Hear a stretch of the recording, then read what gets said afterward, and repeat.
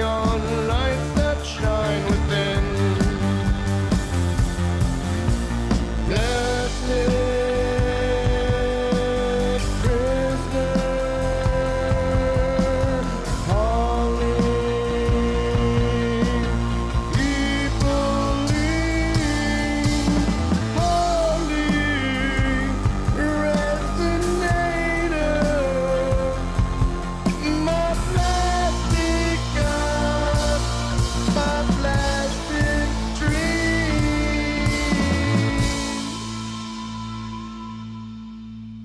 The runner feeds into the bottled way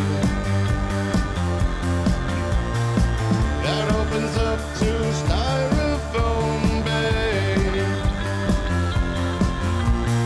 surfing a reef of bags from yesterday. A pile up on baby toy lane. Alter your DNA, baby, with me.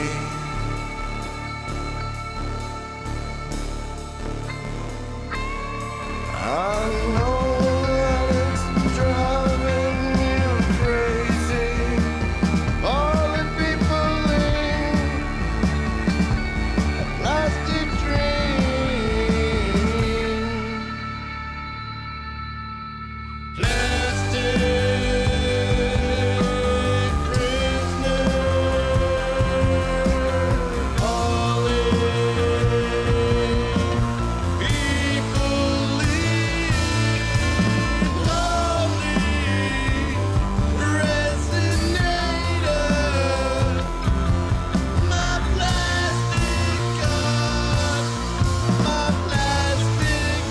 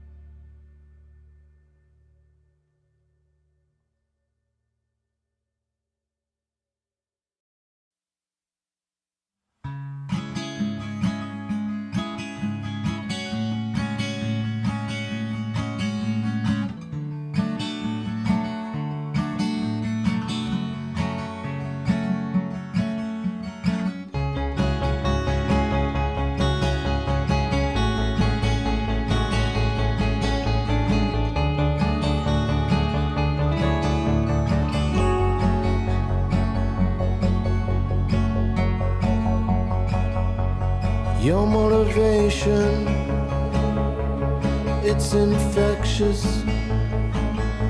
Determination, shed some of that on me. Reservations, I've checked in,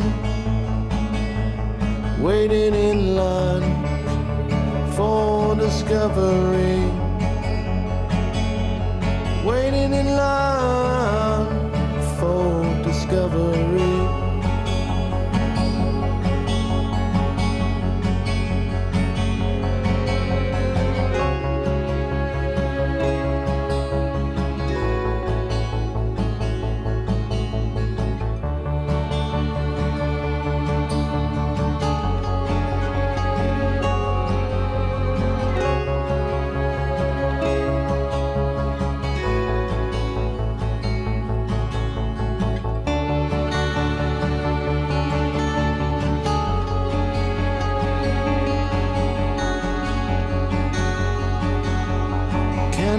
feeling as an apprentice? Can I start to work the line with you? Forgot to mention that I need this. Wanna learn all I can from you. I wanna learn all I can from you. I wanna learn all I can from you.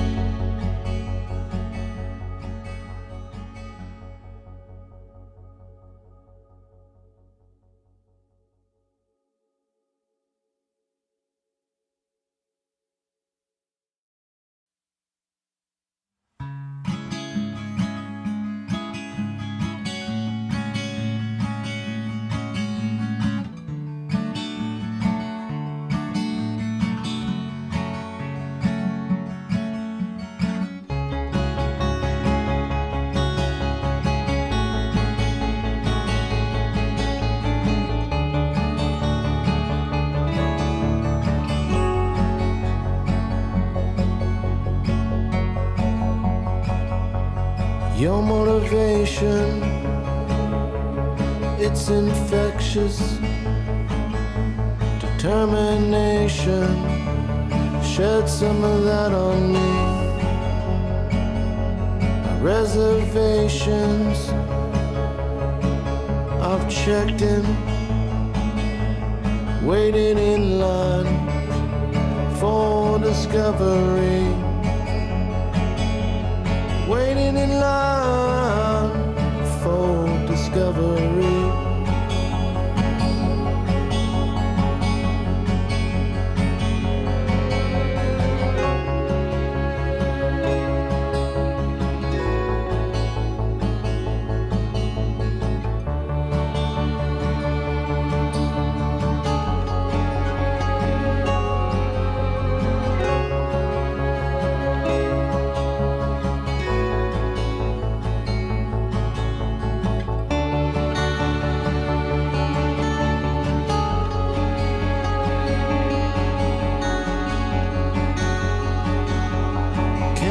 Feeling as an apprentice, can I start to work the line with you? Forgot to mention that I need this. Wanna learn all I can from you. I wanna learn all I can from you. I wanna learn all I can from you.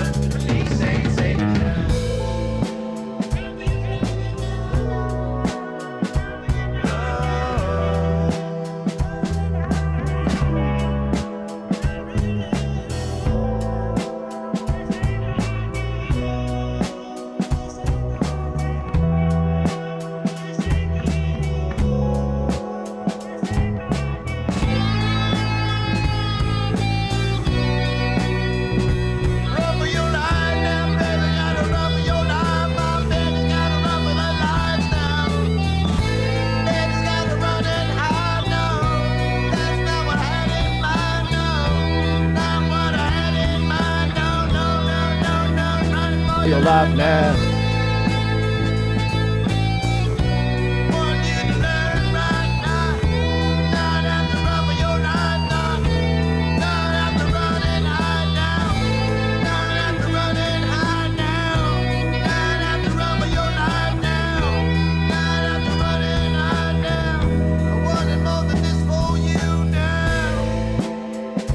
Good morning, Saturday morning.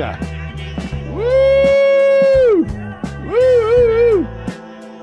Doing some Saturday morning yos. Yo, yo, yo, yo. Good morning, everybody. Good morning. Good morning. Like a good neighbor. Wait. No.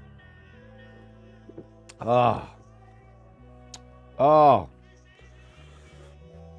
That moment when you have your first, this is number one. Even though it's 2 cups of coffee in one, it's still number one. Okay? What you were just hearing right now is a song I wrote called Everything Is Fine. I wrote that song actually when I had COVID. And then post-COVID, I decided to, write more. So I wrote some of the lyrics while I had COVID, and I wanted to get a sense of what my voice sounded like, kind of scratchy and itchy. Actually, wasn't too bad for me, as it was for many. Didn't really hit me as hard, or my family as hard as I thought it would, which I'm very grateful for.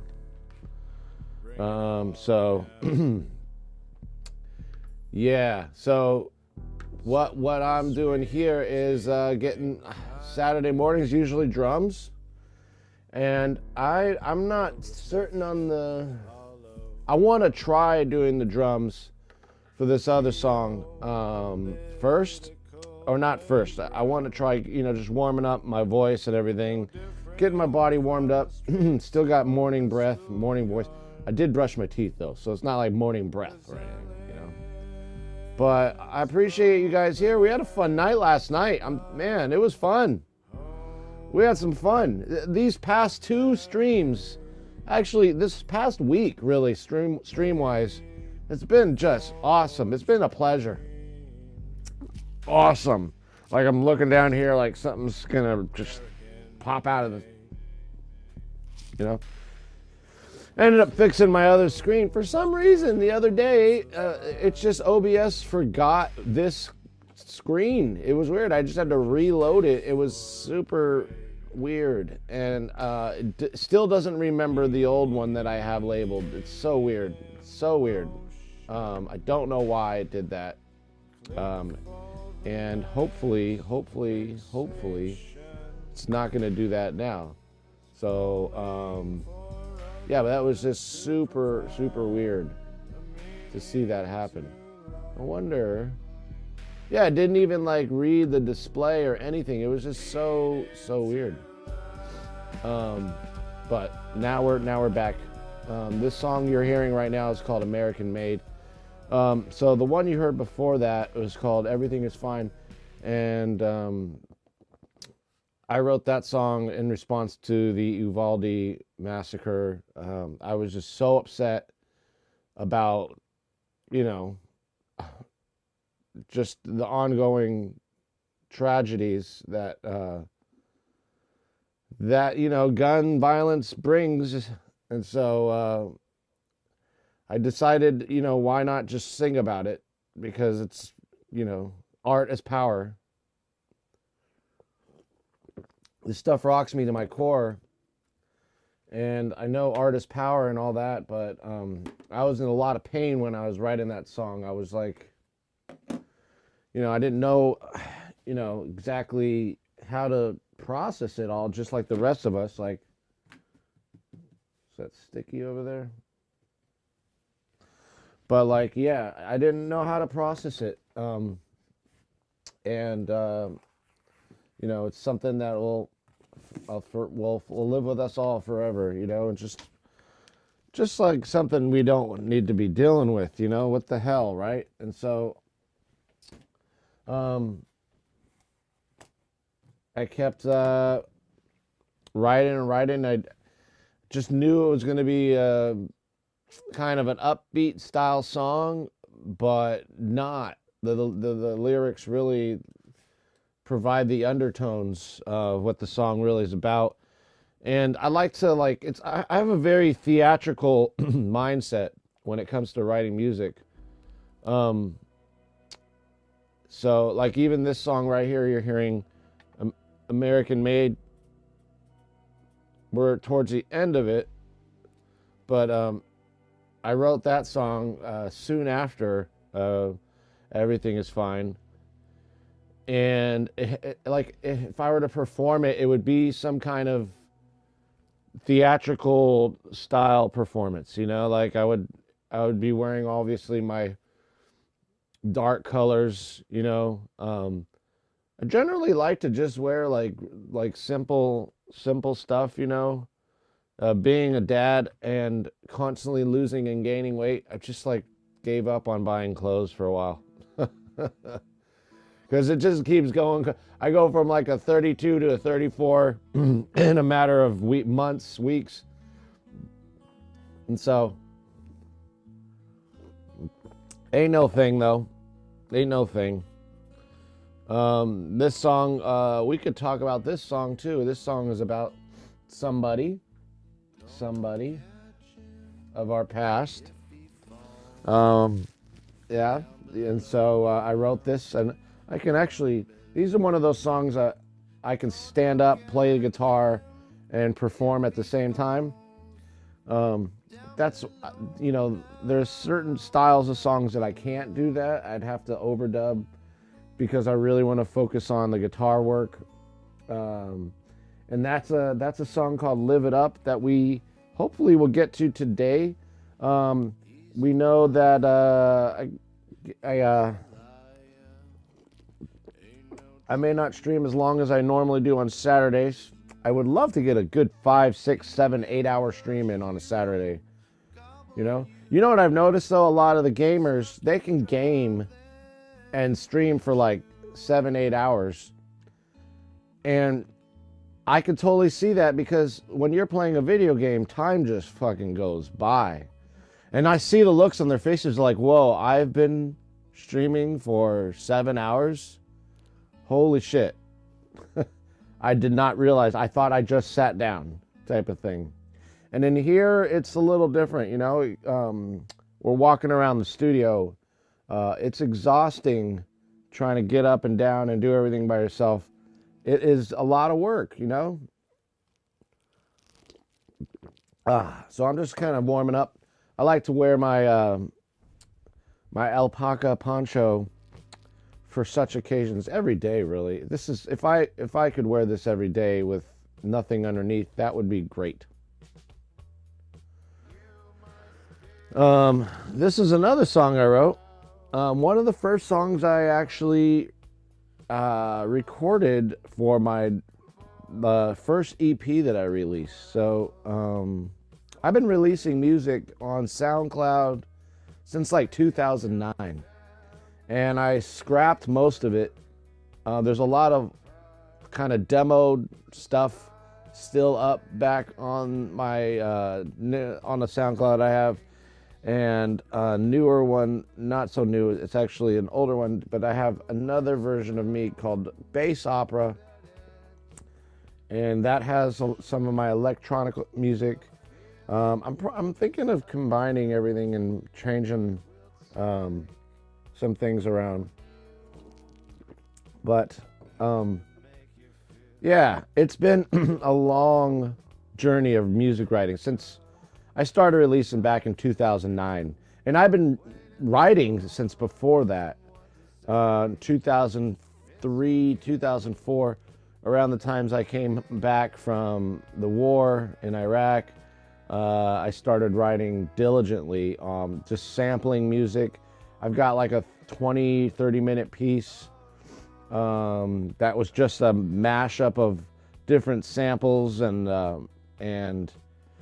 probably would be considered, I don't know, not so much copywritten music, but I took a lot from like samples from like Disney movies and stuff like that. I remember Disney always had some really eerie stuff when you played it backwards or would modulate it, because it was like old Disney movies, not the new ones, the old ones where there was an actual orchestra, especially like Sound of Music and Mary Poppins. Actually, the last song you just heard, American Made, took some inspiration from Mary Poppins, when she's singing about feed the birds, toppins, a bag, toppins. That song, there's like a bridge where it goes doo doo doo doo doo doo doo doo doo. I'm not doing it any justice right now. Good morning, Border Beats. Classic Disney. Yeah, classic Disney's really good stuff to sample and remodulate. We're not Robin Thicke here, and we're not like just, or Vanilla Ice and just fucking jacking people's music. That's different. The Sheehan thing, I think I didn't really hear a lot of similarities. It sounded pretty much like it wasn't copywritten, in my opinion. But the Robin Thicke stuff, I was like, man, I didn't even like that fucking song, first of all. And I didn't even like the music video. I thought it was like distasteful. And that was like, it was like you're singing this song, which is not even yours. And then you're trying to make the song even better by putting in a bunch of naked bodies up on this, he tried to sell it instead of art or music. He tried to sell it through sex. And, sex sells, but when you're taking other people's music and you're going to be that, and it was obviously new social movements arising, with women and women's rights and stuff, and he just like fucking just, I did not like the video at all. I did not like Robin Thicke's video of that song. It's just like, I know you, what he was saying, I know you want it. And it's like, no, she didn't. It's like, you're forcing yourself, you fucking douche.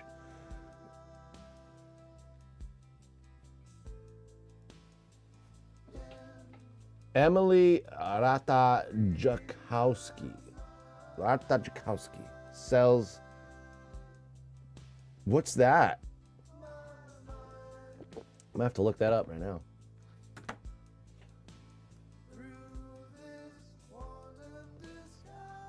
I'm gonna have to look up Emily Ratajkowski, because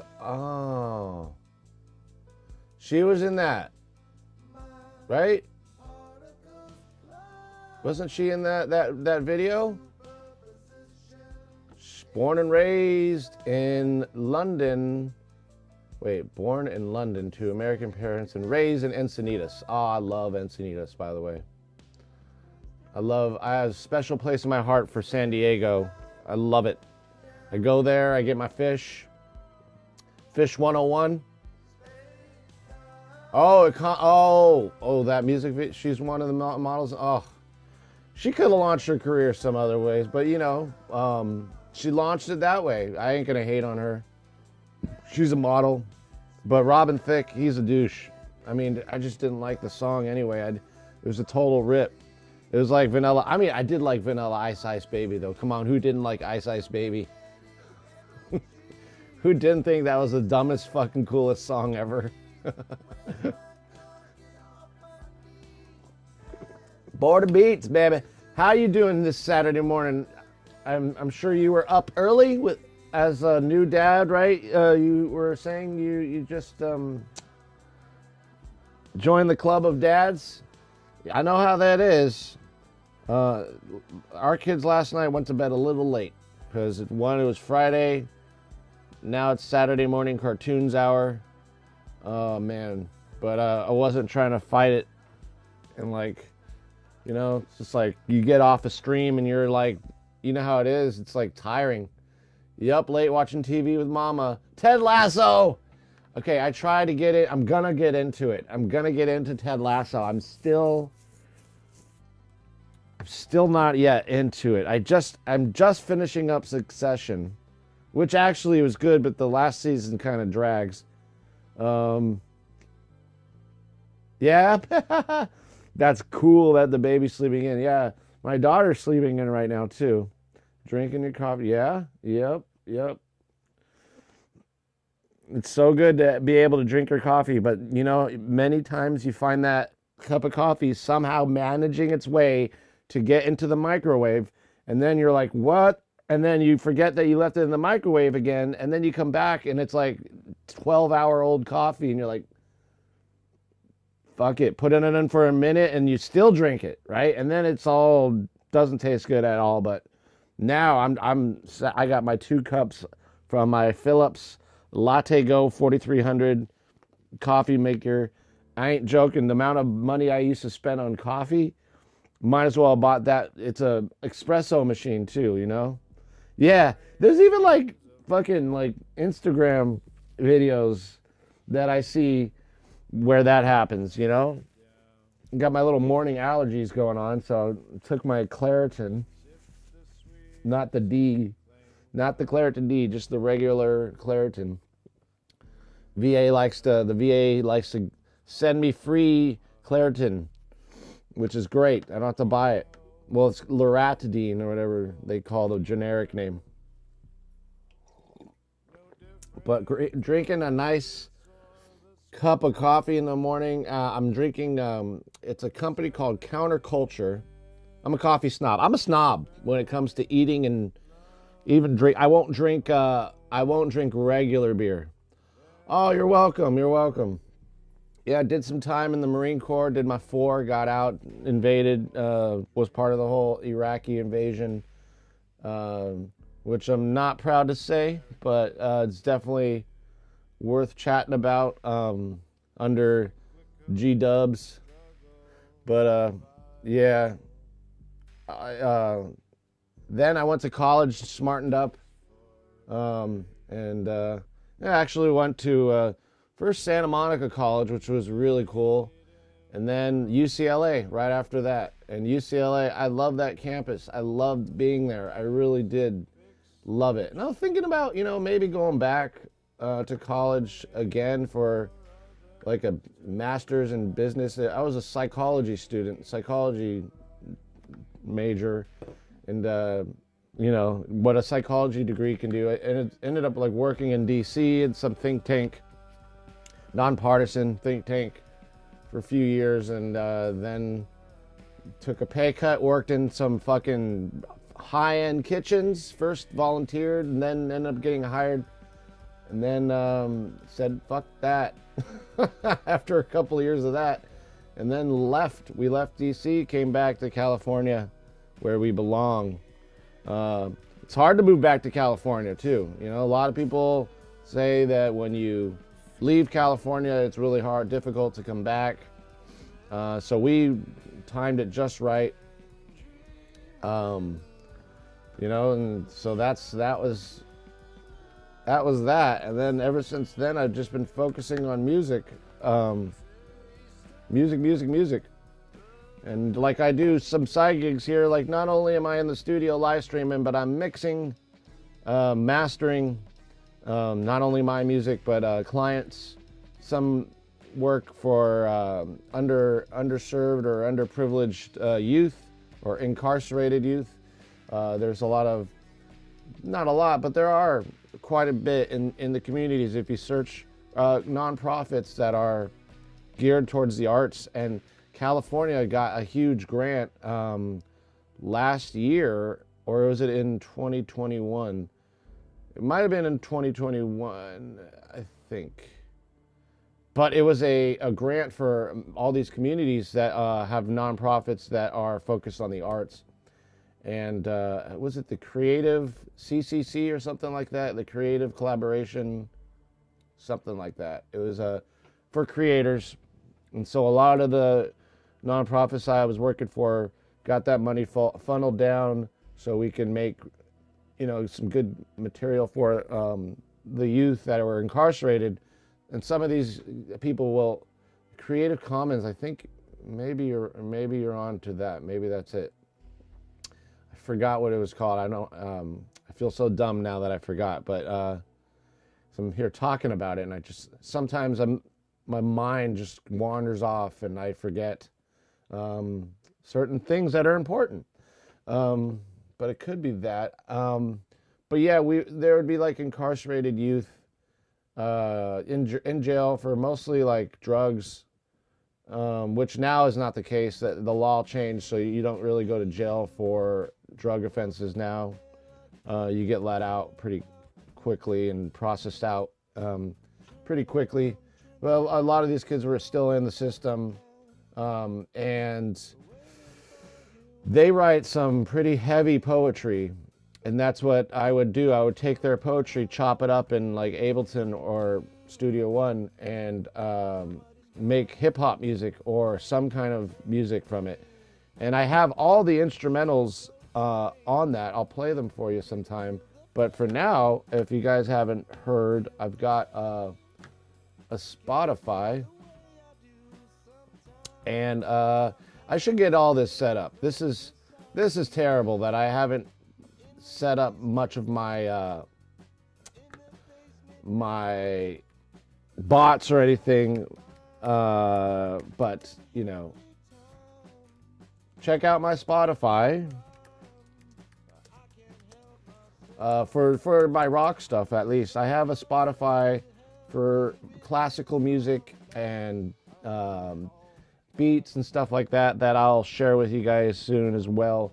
I'm gonna do some work on that one, but yeah, it may have been the Creative Commons. You know, now I'm gonna like actually Google it.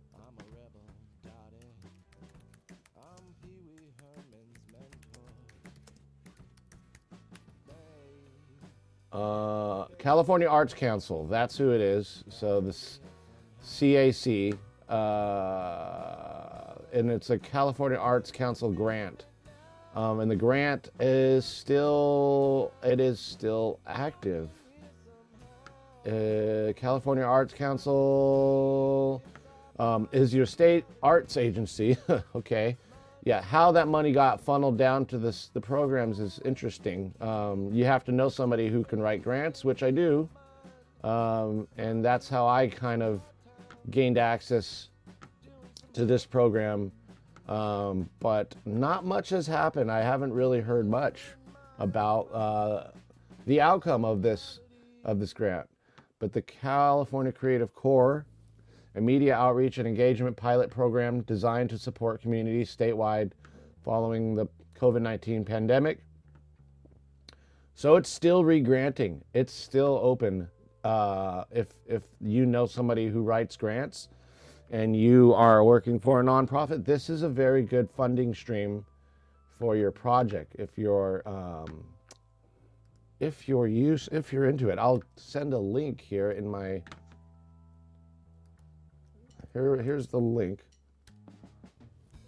That is for grants related to the arts.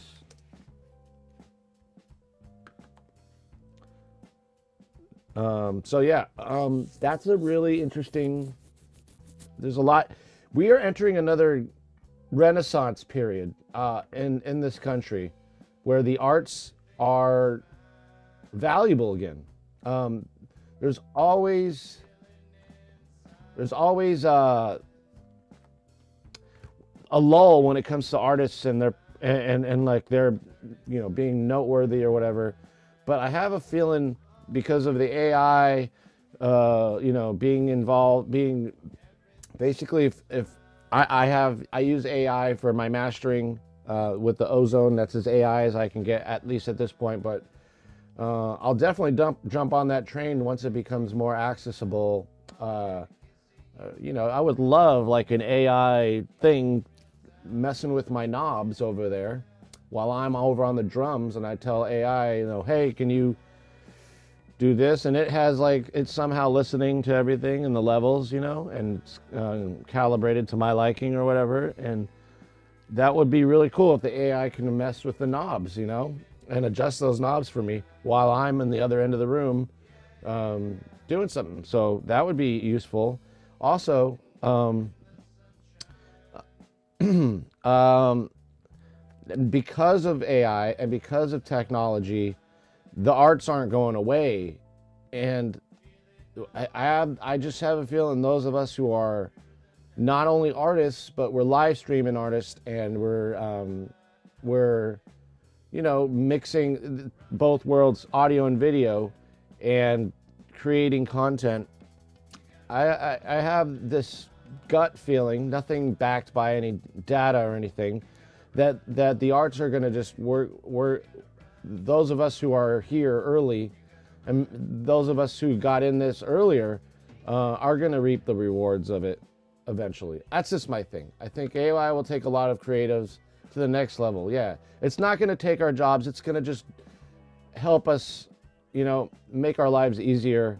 And essentially, that's what the bots are doing here. At some point, I'm sure there'll be some kind of AI-driven bots that can moderate the page and stuff like that, which I can't wait to see. But I'm really excited for the future. I'm really excited for our future as spacefaring creatures, our advances in quantum physics. Hopefully in our lifetime we'll have a theory for quantum gravity and all those things. Yeah. You're right.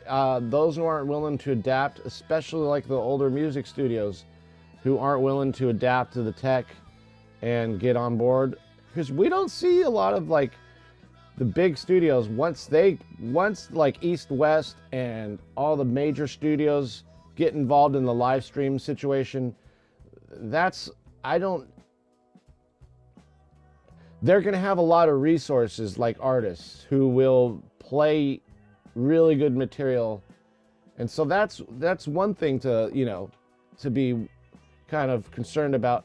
But the overhead and the cost of these facilities to run is like, for us, that's nothing. We don't have a lot of overhead. We have our internet bills and the gear we buy and our debt, but these studios, the major ones, there's a lot that goes on into facilitating those venues and whatnot. And so it's definitely going to be easier for somebody like us to get in than a major studio. That's just an opinion of mine, though, because the major studios are not really, the infrastructure's not meant. There's a lot of secrecy also behind songwriters who go into the recording studios. They don't want a lot of their stuff published, and that's what live streaming, that's what I'm doing. I'm basically like pre-publishing my works and not afraid that's happening.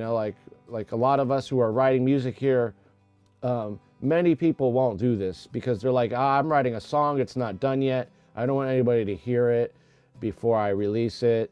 And there's so many like hurdles that a recording studio, for an artist won't be able to overcome, because the cost alone just for the artist to go into the studio, unless the studio's gonna offer it for free, which is unlikely, or do some kind of community thing, which is likely, to get artists in and basically share their whole process.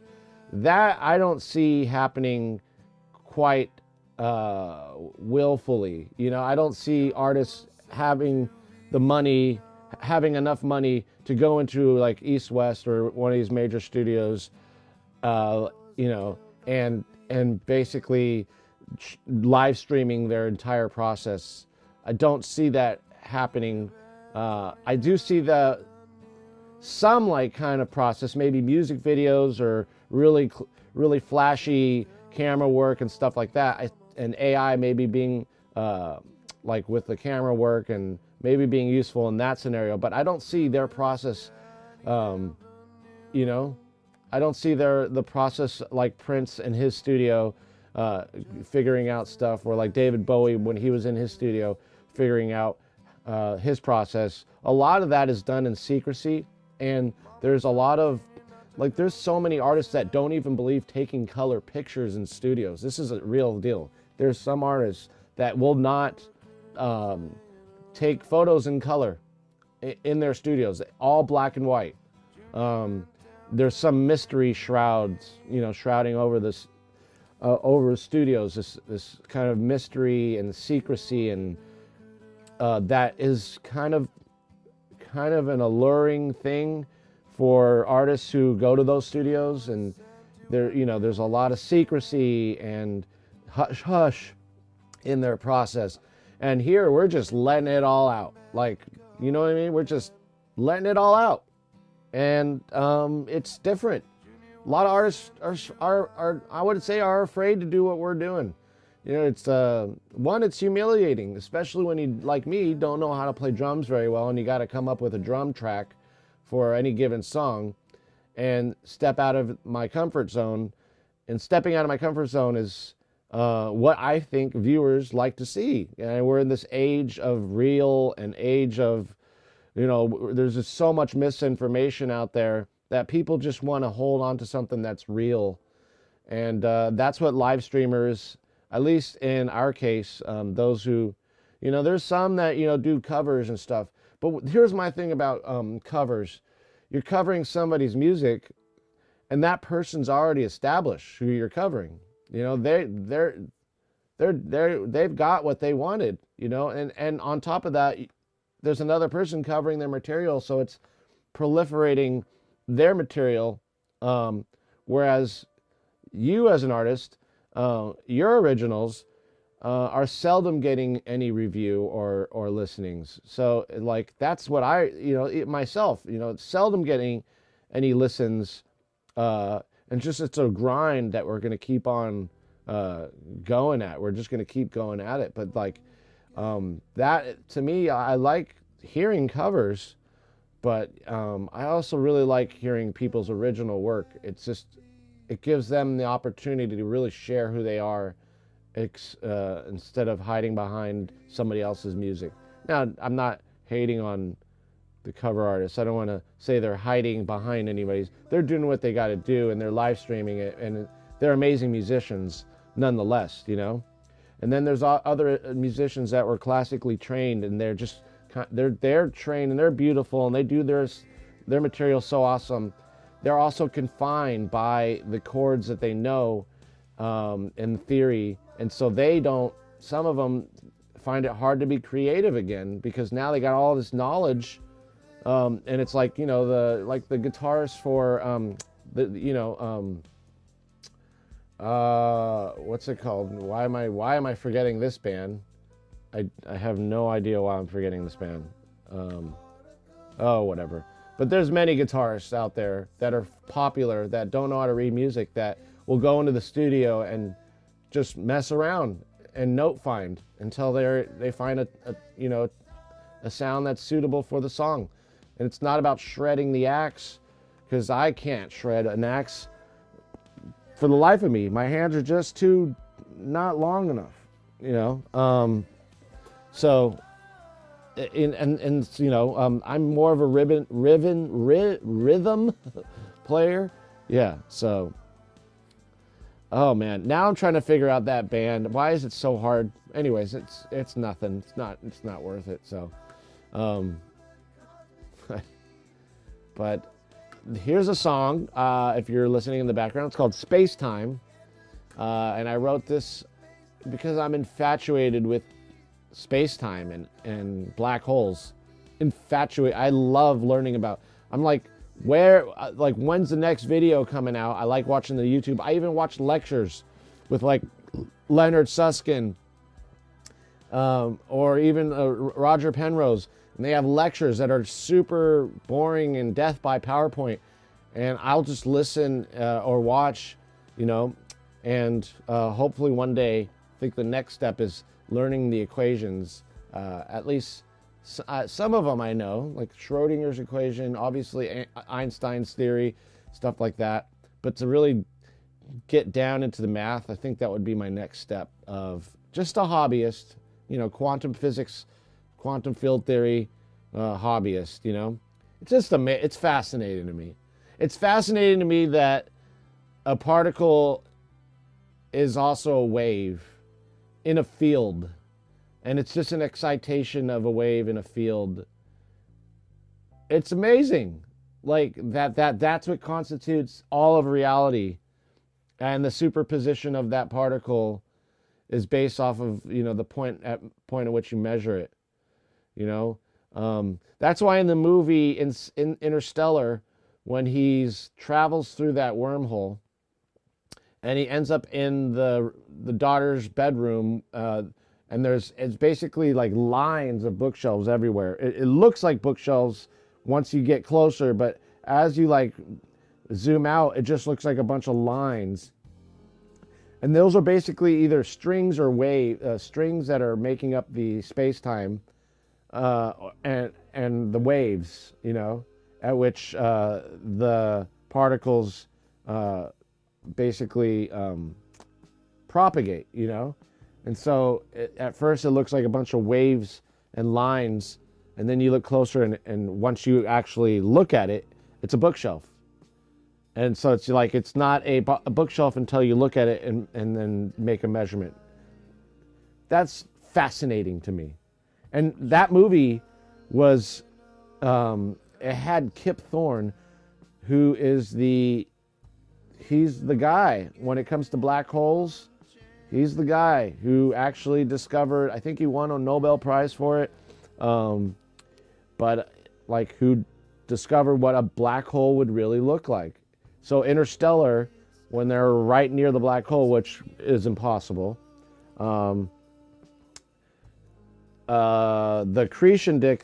accretion disks around the black hole, all that light that's surrounding the black hole, the event horizon, that is completely accurate as far as we can tell. And so Kip Thorne was like an advisor on that movie, Interstellar. And in order to get, we saw his results of what a black hole should look like. I mean, you can't see it because obviously light is, it can't even escape it, but it's just fascinating. It's fascinating also that if you're an observer and you're watching something fall into a black hole, you'll never see, if you're far enough away and observing, you'll never see anything fall into the black hole.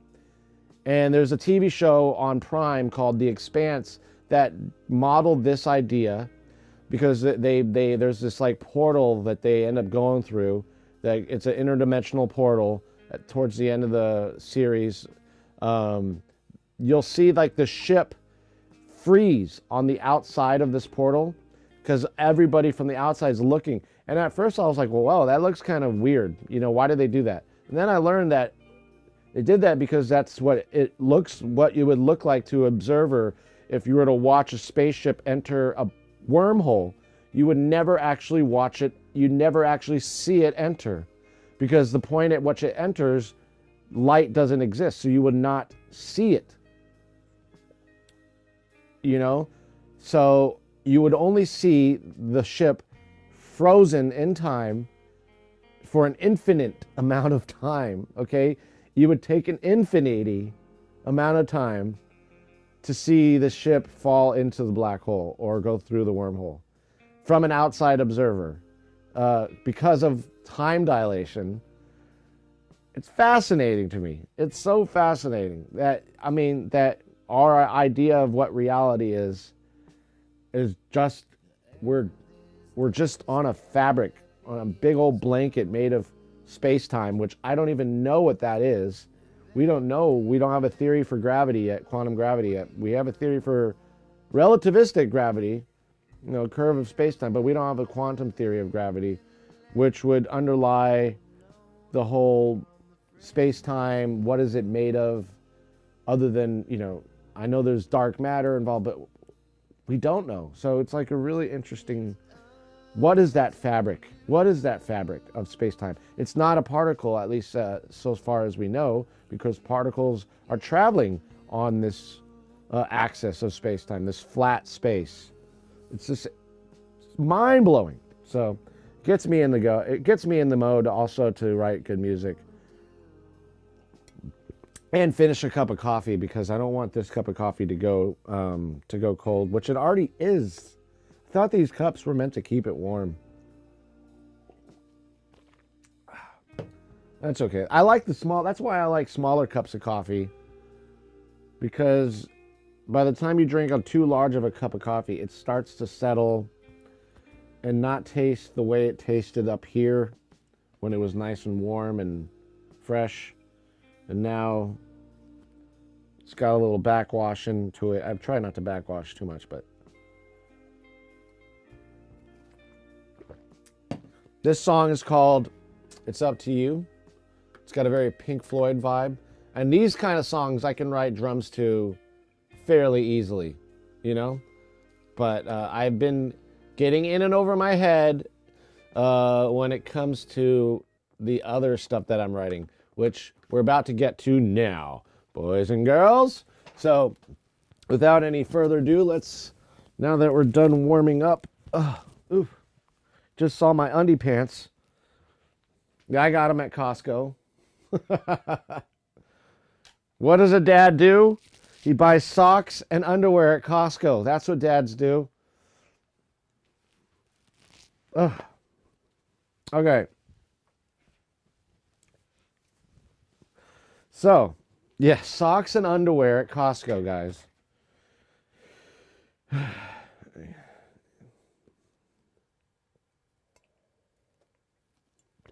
I just had to like wash all of my chonies the other day. Like even the ones that were in my choni drawer, because they all smelled like they've been sitting in the drawer too long. And I was like, I gotta go wash these. So I don't know if that happens to you guys. You leave clothes that sit too long, they start to smell like the drawers they're in, and like musty or something. So I just rewash stuff. I got those Earth Breeze. Instead of using plastic, we got the Earth Breeze. The like paper things. Those suck. Okay, there's another company called Eco, ECO, and they sell thicker washer dryer paper things that dissolve, and they come in a box, and it's way more, and they're thicker and they feel more substantial, and they do way better job at washing laundry. So Earth Breeze, good intention, good initiative, bad judgment. It's kind of a thing we used to say in the Marine Corps. Good initiative, bad judgment. But all right, so enough of my past here. We've got some work to do. What happened to you? Camera?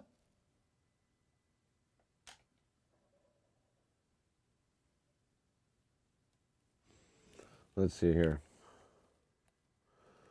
Let's plug this in. Sometimes the EOS just doesn't want to function properly. But let's see. Should I turn this off and then turn it on?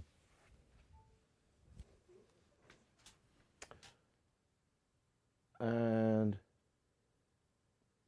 oh, EOS, don't do this. This happens from time to time with the EOS. It's not calibrating. It's not being recognized as a plugin. It's okay. It's okay. Everything's fine.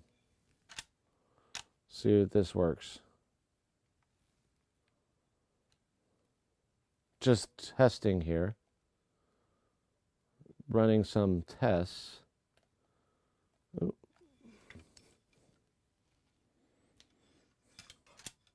Okay.